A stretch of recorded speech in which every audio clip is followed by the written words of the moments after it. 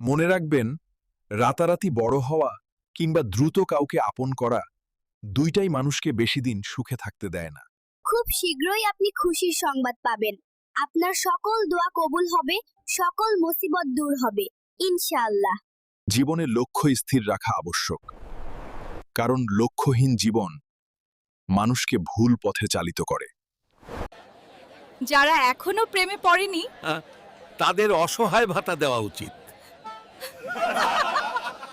নদীর পথ ধরে চললে সাগরের সন্ধান পাওয়া যায়, আর পবিত্র কুরআনের পথে চললে আল্লাহকে পাওয়া যায়। নিশ্চয়ই আল্লাহ সেই বান্দার প্রতি সন্তুষ্ট হন যে বান্দা কিছু খেলে এবং কিছু পান করলে আল্লাহর প্রশংসা করে। আলহামদুলিল্লাহ। টাকা থাকলে ভালোবাসা, বন্ধুত্ব, পরিবার, আপনজন, প্রিয়জন সবাই খোঁজ নেবে। টাকা না থাকলে খোঁজ তো দূরের কথা, দেখেও না দেখার ভান করে। এটাই বাস্তব। ভালোবাসা কি?